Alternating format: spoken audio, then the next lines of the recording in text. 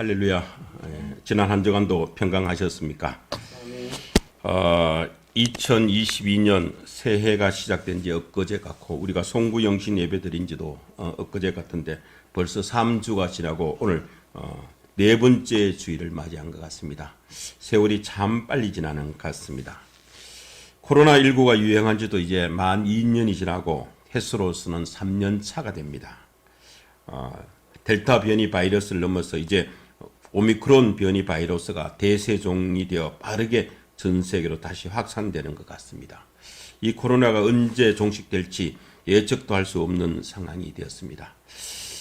어제 인터넷을 통해서 통계를 찾아보니 전 세계적으로 코로나19 확진 환자가 약 3억 4,250만 명이 되고 사망자가 557만 명이 된다고 합니다. 우리나라도 71만 9,269명이 어제까지 확진되었고 6,501명이 사망한 것으로 나와 있습니다.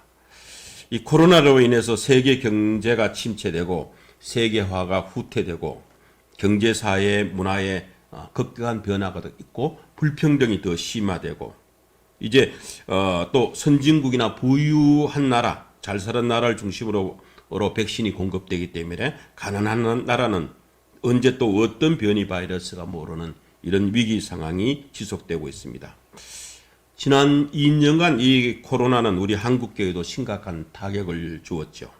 한때 코로나 확산의 주범으로 몰리기도 하고 대면 예배가 중단되고 교회 출입 예배 인원이 제한되고 때로는 교회 폐쇄 조치까지도 있는 이런 상황이 있었습니다. 그래서 한동안 비대면 온라인 예배를 드리거나 정부 당국의 눈을 피해서 몰래 예배를 드리는 교회도 생겨났었습니다.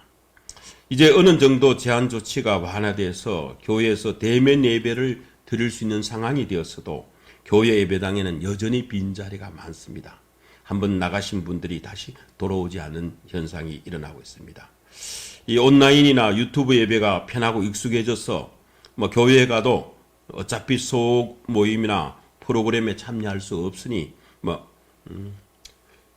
이제 멀리 예배당까지 갈 필요가 있느냐 하는 분들이 많아졌습니다. 주일학교는 이제 거의 모든 교회에서 폐지되었고 해외 선교 사역도 어려워졌습니다.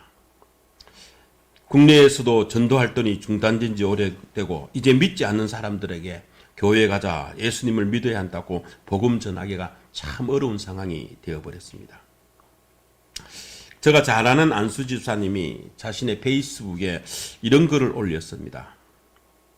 전지전능하시고 무소부재하신 하나님께서 코로나를 통해서 우리 인류에게 주시는 메시지가 무엇일까요? 하는 이런 글을 올렸더니 수많은 사람들이 그 질문에 대해서 나름대로 답변을 올리는 것을 보았습니다. 그 중에서 몇 가지를 소개해야 한다면 인간으로 하여금 우리로 하여금 좀 더 겸손해져야 되겠다라고 하신 분들이 꽤 많았습니다. 코로나로 세상이 바뀌고 무척 불편하지만은 우리가 살고 있는 모습에 대하여 많은 생각하는 기회를 가진 것 같다라고 하기도 하고 또 어떤 분은 우주 탐사를 하고 AI로 모든 세상의 주인인 듯 하지만은 눈에 보이지 않는 작은 바이러스 하나에도 어쩔 수 없는 한계를 가진 인간의 연약함을 알고 좀 더 겸손하라는 의미가 아닐까요? 라는 답변도 있었고 교만한 인간들에게 회개하라는 계시겠지요. 하나님께로 돌아오라는 메시지가 아닐까요? 저는 온 인류가 한 지체니 서로서로 잘 돌봐줘라는 계시로 읽혀집니다. 또 어떤 분은 인간들이 하나님을 대체해온 모든 것들, 욕심과 죄에 대해서 하나님은 내버려 두시는 것 같습니다. 또 어떤 분은 말씀을 통한 끝없는 교제를 원하는 것 같아요. 이제 이 말씀의 끈을 놓지 말고 꼭 붙들고 있으면 승리하겠죠. 라는 글도 있었습니다. 또 이런 댓글도 있었습니다. 우리나라 기독교인들에게 스스로의 신앙을 돌아보라 하시는 것 같아요. 특히 목사님들이 이번 기회에 예수님을 믿고 구원받을 수 있는 기회를 주시는 것 같아요. 기독교인들 특히 지도자들이 먼저 올바른 신앙을 회복하라는 사인 같습니다. 여러 가지 의견들이 있었습니다. 성도 여러분들은 이 질문 이 코로나를 통해서 하나님이 우리에게 주시는 메시지가 무엇일까요? 하는 이 질문에 대해서 어떻게 답할 것인지 곰곰이 생각해 보시기 바랍니다. 저도 이 질문에 대해서 공개적으로 댓글은 달지는 않았습니다만은 많은 생각을 해봤습니다.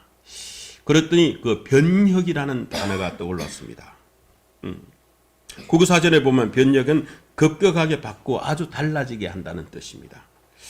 창조주 되신 하나님을 무시하고 인간 스스로가 주인이 되고자 하는 세상, 오만과 제약이 간영하고 인간의 욕심에 의해서 자연 질서가 파괴되고 부를 몇 사람이 독점하면서 사람을 함부로 학대하고 살상하는 세상에 대한 경고이자 이제 창조 질서가 다시 회복되는 고 하는 것으로 하나님이 새로운 세상을 만들고자 하는 하나님의 사인이지 않겠나, 메시지가 아닐까 하는 생각도 들었습니다.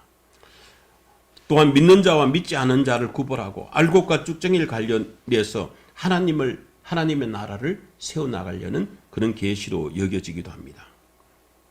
하나님께서는 그동안 우리 인간들에게 홍수와 가뭄, 태풍이나 지진과 하산 폭발 등 여러 가지 자연재해를 통해서 수없이 경고를 했었습니다마는 인간의 오만은 점점 더 심해지고 심지어는 스스로 하나님의 자리, 창조주의 자리까지 넘보는 지경에 이르게 되자 하나님은 세상을 변혁시켜서 창조 질서를 다시 회복하시려는 것이 아닐까 하는 생각이 듭니다. 창세기 6장 5절에서 7절을 보면 노아의 홍수 이전에 하나님께서 사람의 제약이 이 세상에 가득한가 그의 마음으로 생각하는 모든 계획이 항상 악할 뿐임을 보시고 땅 위에 사람 지으심을 한탄하사 마음에 근심하시고 이르시되 내가 창조한 사람을 이 지면에서 쓸어버리되 사람으로부터 가축과 기는 것과 공중의 새까지 그러하느니 내가 이것들을 지었음을 한탄함이라고 하셨습니다. 그러나 노아에게는 하나님께 은혜를 입었고 사람들에게는 120년의 시간을 주어서 회개하고 돌이키기를 바랐었습니다. 이 하나님의 심판의 임계치가 도달하기 전에 우리는 하나님의 뜻이 무엇인지 분별하고 회개하고 돌이키는 저와 여러분들이 다 되시기를 바랍니다. 많은 신학자들과 목회자들이 이 코로나 사태 이후 교회에 나타난 현상을 진단하고 위드 코로나니 아니면 포스트 코로나니 하는 이런 시대에 대한 진단과 고견을 내놓기를 합니다. 여러 의견들이 있지만은 그것들을 종합해 보면 대체적으로 이런 한 7가지의 공통된 의견들이 있는 것 같습니다.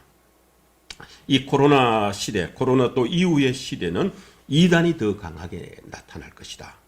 그리고 시한부 종말론 등 극단적인 종말론이 창궐할 것이다. 지금 이단이 더 왕성하게 활동하고 있습니다. 두 번째는 교회를 하는 본격적인 억압이나 통제가 시작되고 심화되고 정부의 간섭 체계가 상시적으로 가동됩니다. 이 코로나 때문에 코로나를 핑계로 해서 교회에 대해서 출입을 감시하기도 하고 여러 가지 지금 시스템이 가동되고 있습니다. 세 번째는 비대면 영상 예배 및 온라인 사이버 예배라든지 이런 것들이 이제 사이버 상에서 일어난 일들이 이제 이런 모임들이 고착화되고 이제 또 정통적인 교회의 형식이 아니고 다양한 형태의 교회가 생겨날 것이다라는 얘기도 합니다. 이 언컨택트 접촉 없는 사회가 도달하고 가상현실인 메타버스가 현실화되고 교회에서도 이런 AI라든지 메타버스라든지 이런 것들의 영향을 받아서 성도 간의 교제가 이제 사라질 것이다 라는 예측도 있습니다. 또한 교회 안에서 영적 가치가 파괴되고 변절되거나 영적 신비주의에 오히려 매몰될 가능성도 높아지고 세상은 적그리스도 영웅의 출현을 기다릴 수가 있지 않느냐. 그래서 이 코로나 이후에 어떤 영웅들, 이 세상을 구할 하나님이 하는 적그리스도의 출현을 더욱더 기다리는 세상이 될 것이다 라고 봅니다. 그리고 분명한 것은 교회 안에서 알곡과 가라지는 분명히 갈아질 것이고 그리고 우리가 전도나 선교의 문은 닫히고 이제 더 힘들어질 것이다 라는 예측들이 많습니다. 그래서 이런 문제들의 해법으로 다시 초대교회로 돌아가야 된다 하는 의견들이 많습니다. 전도와 선교의 문이 완전히 닫히기 전에 초대교회, 사도행정적 교회로 출발해야 된다고 합니다. 한국교회가 다시 리스타트하고 그리고 교회를 다시 리세트해서 이제 원점에서 출발해야 한다는 얘기들이 많습니다. 그러면 리스타트, 새로 출발하고 리세트, 새로 바꾸는다라면 그 기준점이 있어야 되는데 그 교회의 기준점이 무엇일까요? 여기에 대해서는 많은 신학자들이나 목회자들이 이구동성으로 초대교회, 사도행정적 교회를 말합니다. 우리가 잘 알다시피 교회는 헬라어로 에클레시아라고 얘기합니다. 문자적으로는 밖으로 사람들을 불러 모은다는 뜻이지만은 죄와 세상에서 불러 모아진 성별되고 구별된 성도들의 모임이라고 합니다. 곧 예수 그리스도를 구주로 고백하는 성도들의 모임이 교회입니다. 예배당이라는 건물이 교회가 아니고 성도들의 거룩한 신앙 공동체, 그 모임을 우리는 교회라고 합니다. 이 에클레시아, 교회는 사도행전 2장의 오순절 성령 강림을 통해서 시작이 되었습니다. 물론 오순절 성령 강림 이전에도 성령께서는 이 땅에서 하나님의 창조와 인간의 삶에서 역사하고 계셨습니다. 사무엘과 삼손이나 여러 사사들에게 임하셨고 다윗에게도 성령께서 역사하셨습니다. 그럼에도 오순절 성령 강림이 중요한 것은 인간을 구원하시기 위한 예수 그리스도의 십자가 고난과 죽음, 부활과 그리고 성천의 결과로 이루어진 일이 오순절 성령 강림이기 때문입니다. 다시 말해서 예수 그리스도를 통해서 인간을 구원하시려는 하나님의 섭리가 오순절 성령 강림 사건으로 완결되면서 이제 본격적으로 교회 시대가 열리게 된 것입니다. 이 오순절 성령 강림은 특정한 개인에게 임한 사건이 아니고 함께 모여 기도하던 제자들과 모든 성도들의 무리 120명의 성도 공동체에 모두 임한 공동체적인 사건이었고 그 공동체가 신약 최초의 교회로서 이 교회의 역사는 이 오순절 성령 강림과 더불어 시작됐다고 합니다. 바로 이 신약 교회의 기원은 성령의 임재와 역사에 기원합니다. 사도행전 1장 5절에서 예수님께서 성천하시기 전에 제자들에게 말씀하십니다. 요한은 물로 세례를 베풀었지만은 너희들은 맨날이 못 되어서 성령으로 세례를 받을 것이라고 말씀하셨습니다. 이 예수님이 말씀하신 성령 세례가 바로 오순절 성령 강림입니다. 그러므로 교회는 단순한 사람들의 모임이 아니라 성령 세례를 받은 사람들의 공동체입니다. 교회는 십자가 표시가 달려있는 건물, 예배당이 아니고 예수님을 그리스도와 주님으로 믿는 믿음의 사람들의 모임이 공동체입니다. 그래서 성경에서 말하는 교회는 첫째 하나님이 만드신 공동체입니다. 인간들이 몇 명이 모여서 교회 설립 발기인이 되고 누구 유력자를 중심으로 설립되는 것이 아니라 하나님의 뜻과 섭리, 강건하는 역사에 의해서 설립되는 공동체가 바로 교회입니다. 그리고 교회는 성령 충만한 공동체입니다. 오순절 성령 강림을 받은 이 120명 성도들이 모인 공동체가 바로 교회의 시작이 되었기 때문입니다. 사도행전 2장 41절에 베드로의 설교를 듣고 마음에 찔려 회개하고 예수 그리스도의 이름으로 세례를 받고 제사함을 받고 성령을 선물로 받은 3,000명의 신도가 그 수를 더하고 교회가 성장해 나갔습니다. 세 번째는 교회라는 것은 함께 모여서 사교하고 친교하고 교제하는 것이 아니라 담대하게 복음을 전하는 공동체입니다. 오순절 성령 강림을 체험한 성도들은 여러 나라 언어로 방언을 하며 하나님의 큰일 복음을 전파했습니다.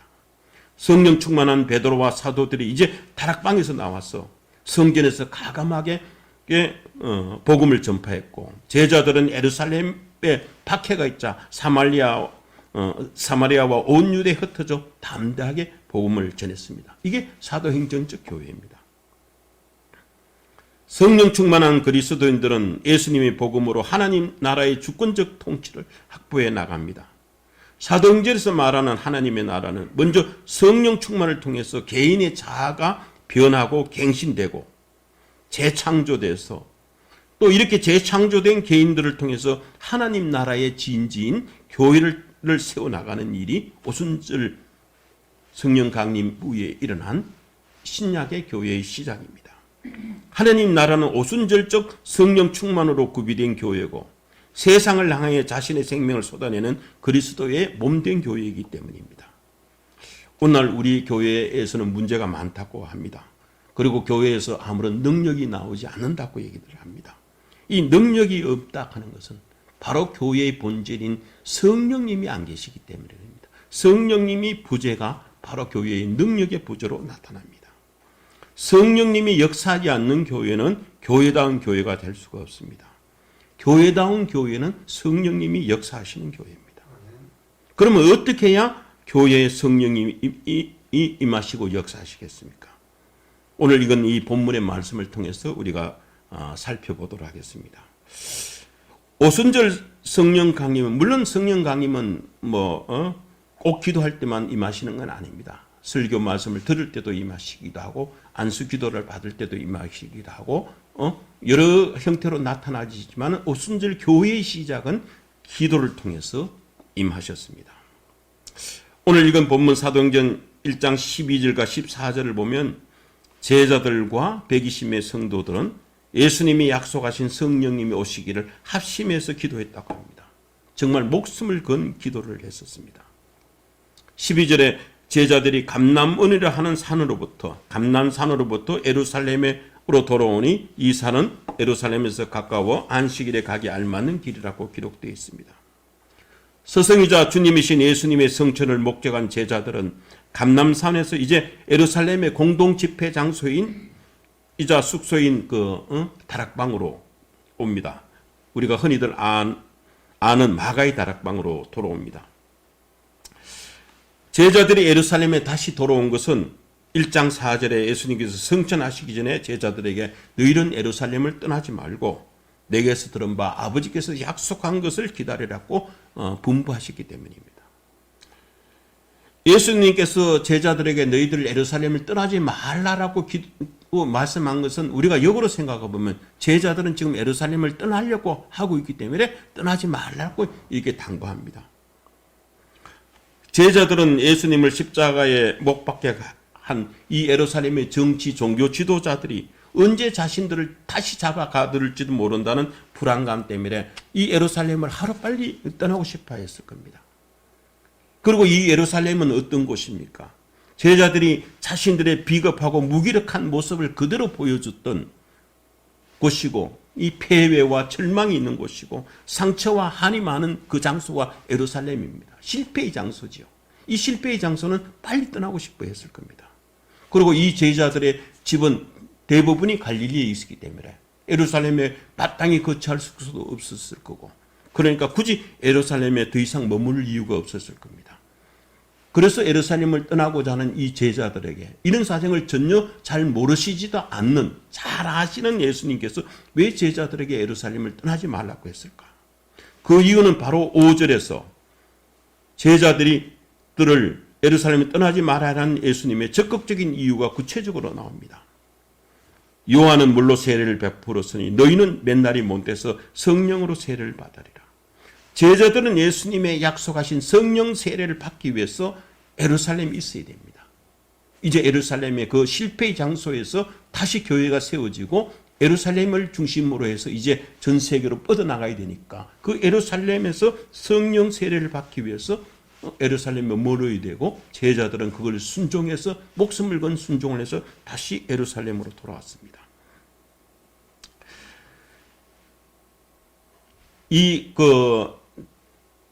예루살렘에 가보면 제가 성지순례 할 때 한번 가봤더니 이 마가의 다락방은 이 가야바 대제사장 집하고 유적지로 본다면 아주 가까운 곳에 있습니다.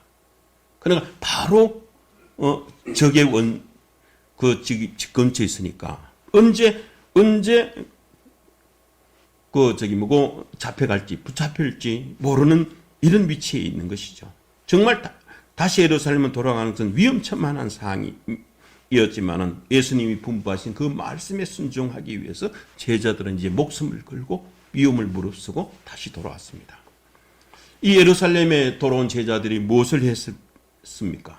13절과 14절에 보면 들어가 그 요한은 다락방에 올라가서 11 제자들은 다 있고 14절에 그 외에 여자들과 예수의 어머니 마리아와 예수의 아우들과 더불어 마음을 같이하여 더불어 함께 마음을 같이하여 오로지 기도에 힘썼다고 기록되어 있습니다.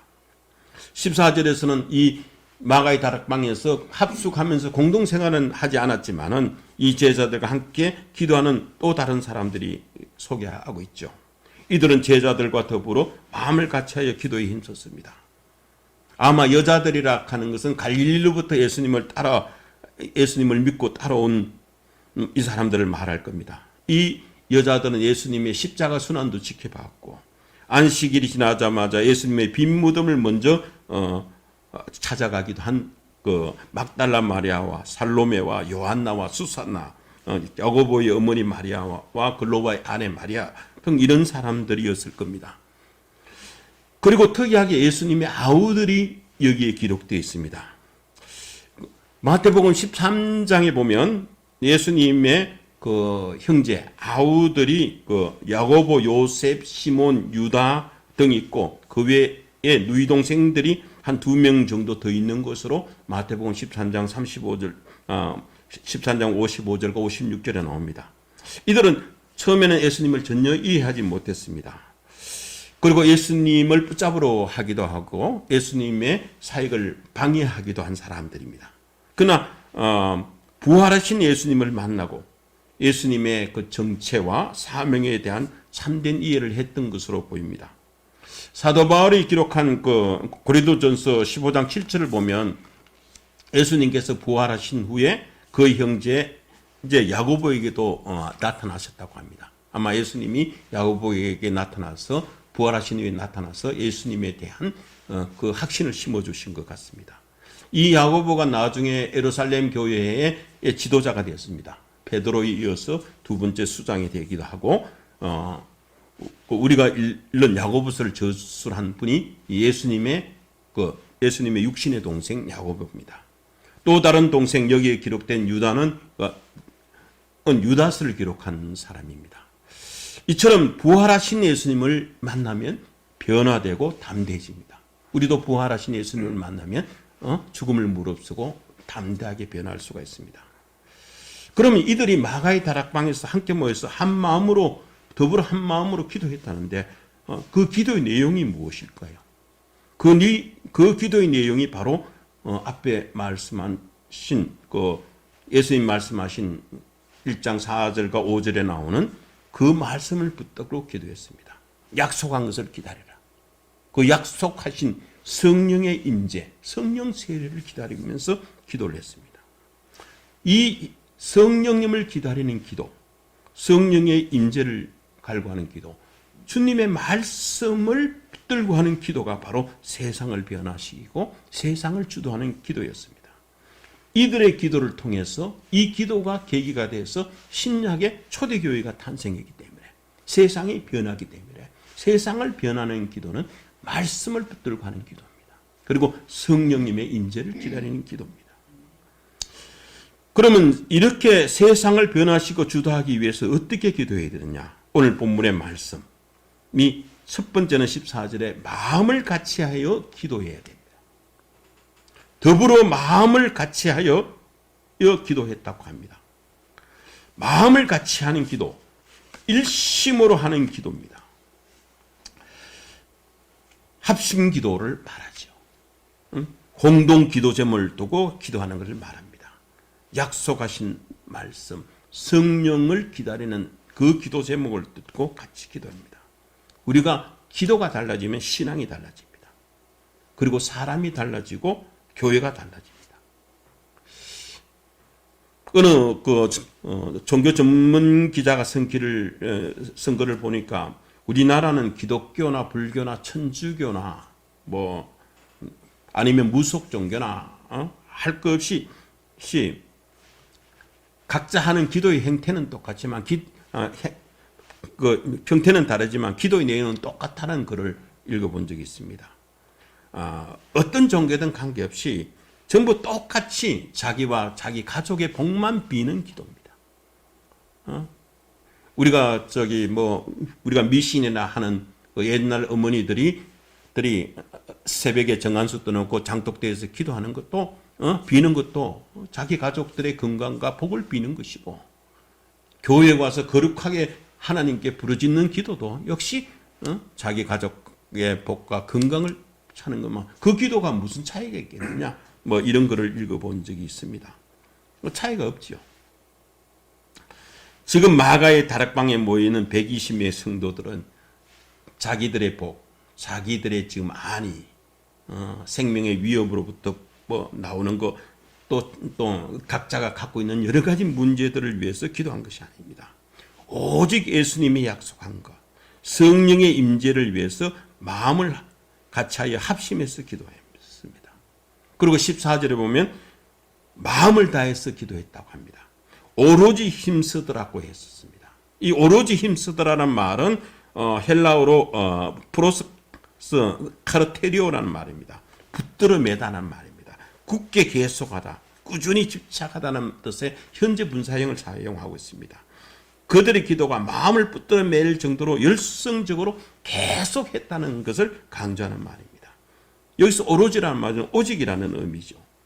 제자들과 무리들은 다른 기도하지 않고 오직 이 기도에만 하는 것만 전심전력을 기울이고 있었습니다. 이런 기도를 통해서 합니다. 사도행전적 교회, 초대교회는 복음이 살아있고 성령의 임재를 통해서 그리스도의 증인이 되는 교회입니다. 이를 위해서 우리가 마음을 다해서 기도해야 됩니다. 복음 안에서 변화된 사람의 기도가 교회를 교회답게 만들고 세상을 변화시킵니다. 이들은 오순절 날까지 지금 한 10일여일 동안 오로지 기도에만 있었습니다. 사실 이들은 성령님이 언제 오실지 모르죠. 오순절 오신다는 것은 모르고 있었으니까 기약 없이 오로지 기도에만 힘썼습니다.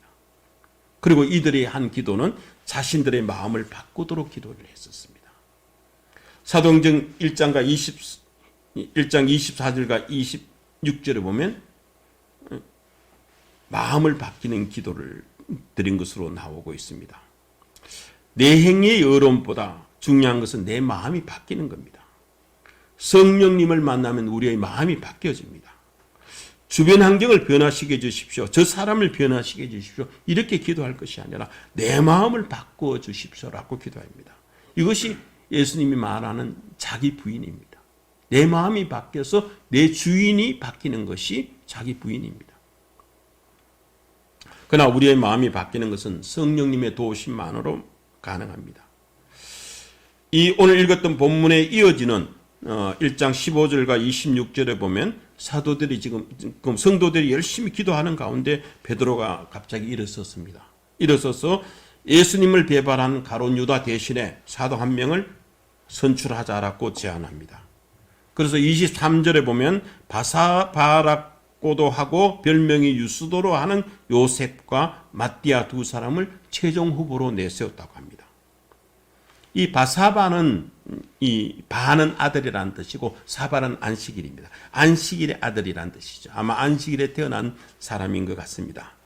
그리고 유스도는 어려운 자라는 뜻을 가지는 로마식 이름입니다. 요셉은 히브리식 이름이죠. 안식일에 태어난 어려운 사람 요셉, 이런 이름이 한 사람이 이제 선출되고, 마띠아는 간략하게 하나님의 선물, 여호와의 선물이라는 뜻을 가진 히브리식 이름입니다. 이 두 사람 가운데 최종 후보로 왔지만 두 사람 가운데 이름이 먼저 언급되고, 그리고 여러 가지 이름을 가져 있던 이 요셉이, 그 유스도로 하는 어려운 자 요셉이 아마 마띠아보다는 외형적으로는 더 유력한 후보였을지도 모르겠습니다. 그래서 누가가 그렇게 길게 설명했을 겁니다. 그러나 새로운 사도를 뽑기 위해 그 자리에 모인 이들이 가장 중요하게 여긴 것은 외형적으로, 인간적으로 판단하는 것보다 하나님께 먼저 기도하는 일이었습니다. 그래서 24절과 25절에 보면 그들이 기도하여 이르되 뭇 사람의 마음을 아시는 주여, 이 두 사람 중에 누가 주님의 택하신 바가 되어 봉사와 및 사도의 직분을 대신한 자인가를 보여주십시오라고 기도를 했었습니다. 여기서 무사람의 마음을 아시는 주여라는 말은 원문으로 직역하면 모든 사람의 마음을 아시는 이 하나님 당신이시여라 하는 뜻입니다. 제자들의 신앙 고백입니다. 시편 139편의 13절과 14절에 나오는 신앙 고백을 지금 현재 합니다. 우리도 보통 기도할 때 천지 만물 창조하신 하나님, 전능하신 여호와 하나님, 인간의 생사복을 중관하신 하나님, 찬양과 영광을 받으신 하나님, 이런 그 신앙 고백을 먼저 드리는 것처럼 유대인들도 그 당시 이런 신앙 고백을 드렸습니다. 모든 사람의 마음을 아시는 이 하나님이시여 라는 신앙 고백을 드렸습니다. 이 초대교회 교인들은 하나님께서 특정한 사람의 마음이 아니라 모든 사람의 마음을 다 아시는 분이라는 것을 먼저 고백합니다. 이 고백의 전제는 뭐냐? 하나님께서 자신을 창조했다는 믿음입니다. 나를 창조했기 때문에 다윗의 시편처럼 나를 창조했기 때문에 내 어머니보다 나를 더 잘 아시는 분이죠. 나보다 나를 더 잘 아시는 분, 그분이 바로 창조주이십니다. 하나님의 창조주 되심을 믿는다면 하나님께서 나보다 나를 더 잘 알고 있다는 사실을 믿어야 됩니다. 하나님께서 지금 요셉과 마띠아의 마음속을 모두 아시기 때문에 그 두 사람 중에 누가 예수님의 정인으로서 사도로 더 적합하신 것인가를 하나님께서 다 아십니다. 라는 신앙 고백을 지금 이 120명이 지금 드리고 난 후에 제비를 뽑았습니다. 그러니까 제비를 뽑으니 26절에 마띠아를 얻었다라고 얘기합니다. 제비 뽑기는 하나님의 뜻을 알기 위해 구약 시대부터 사용해온 방법입니다만은 성경에서 사람을 선택할 때 제비를 뽑는 것은 복골복이다 하는 이런 요행을 바라서가 아니라 하나님의 섭리에 의한 하나님의 절대적인 선택을 믿었기 때문입니다.